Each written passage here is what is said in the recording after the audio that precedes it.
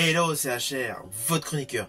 Alors aujourd'hui, je vais vous parler d'un thriller, mais un thriller extrêmement particulier.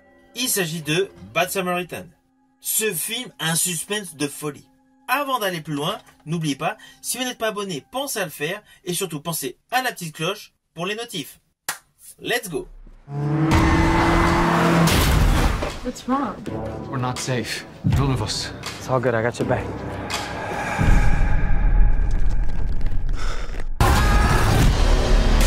You're crazy. You know that. Crazy people get caught. You know why you're not in their little jail right now? Because you're in mine.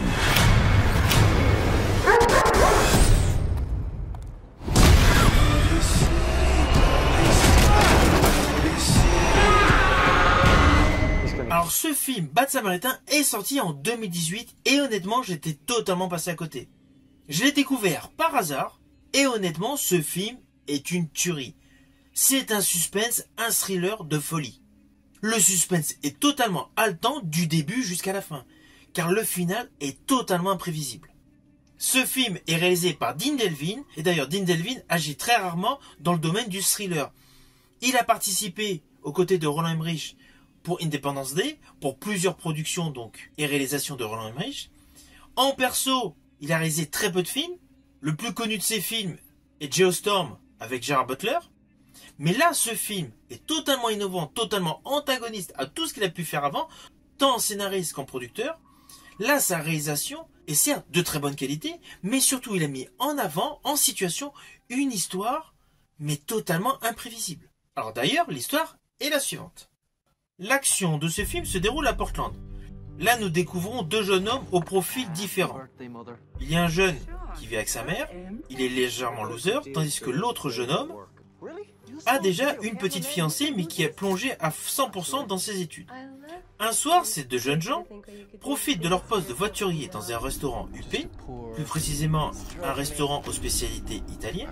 Ils en profitent pour cambrioler discrètement les clients fortunés pendant qu'ils mangent.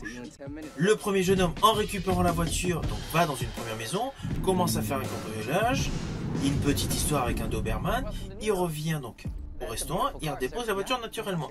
Le deuxième jeune homme pense faire la même chose, donc il prend la voiture, il va faire son cambriolage. Manque de chance, au moment où il fait son cambriolage, il découvre une femme attachée, sanglée, sur une chaise, avec à proximité une salle de torture. Implicitement, le jeune homme comprend que le propriétaire de la maison est un psychopathe. Alors ne vous inquiétez pas, je n'irai pas plus loin sur les lignes scénaristiques, vous me connaissez, je ne spoil pas. Tout ce que je viens de vous dire, c'est assez rapidement au début de ce film. Car bien évidemment, l'histoire se développe avec beaucoup d'arcs narratifs, beaucoup de situations flippantes et naturellement des retournements de situation de folie. Alors côté mise en scène, la réalisation de Dean Devlin est parfaitement calibrée. Ce n'est pas un film d'horreur, ce n'est pas un film d'épouvante, mais ce thriller va vous faire flipper. On a réellement peur de ce qui peut se passer pour certains protagonistes de cette histoire. Surtout qu'il y a des retournements de situation. Le maître des lieux, le propriétaire, donc assez riche, de la demeure, a des justifications de folie par rapport aux forces de l'ordre. Et celui-ci semble faire à sa guise tout ce qu'il veut. Et c'est ça ce qui est extrêmement troublant dans ce film. Et la réalisation de Dean Devlin accentue ce postulat. En regardant ce film, vous êtes obligé d'avoir des jumpscares. Surtout qu'il y a beaucoup de scènes totalement inattendues. Alors oui, on va pas se mentir, il y a des petits défauts. Il y a quelques invraisemblances scénaristiques. Mais cela permet de faciliter l'entrée en matière, surtout des forces de l'ordre à un certain moment, et essentiellement donc le pourquoi du comment le psychopathe fait ce qu'il fait. Alors on va pas se mentir, ce n'est pas le meilleur film de tous les temps traitant de serial killer. Mais ce film est captivant, ce film est haletant, ce film est de bonne facture. Et l'interprétation des deux jeunes est excellente. Alors principalement du jeune qui veut assurer une fonction de justicier. Oui, quand je dis justicier, on va dire il veut sauver la victime. À proprement parler, on ne peut pas le considérer comme un justicier. Mais l'interprétation de ce jeune est bonne. Alors ce jeune acteur, Robert Sheehan, vous l'avez peut-être déjà vu au cinéma, car cela fait déjà pratiquement une dizaine d'années qu'il joue au cinéma. Et d'ailleurs, il jouait dans le film réalisé par Dean Devlin, Geostorm.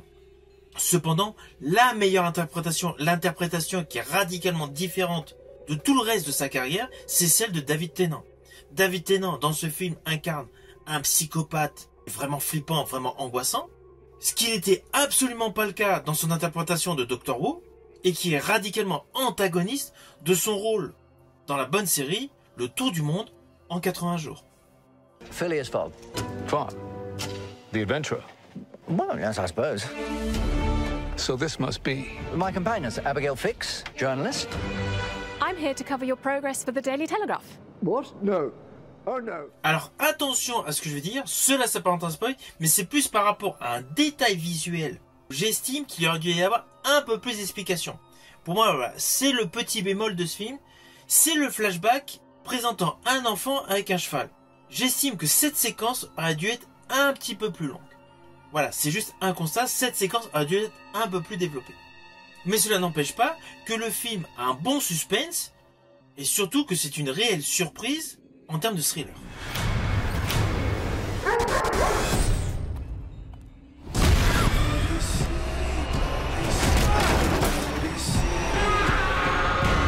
He's gonna kill us.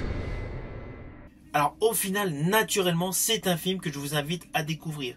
Vous pouvez le découvrir par le biais de supports physiques, DVD ou Blu-ray, ou tout simplement sur plateforme de streaming, notamment Prime Video.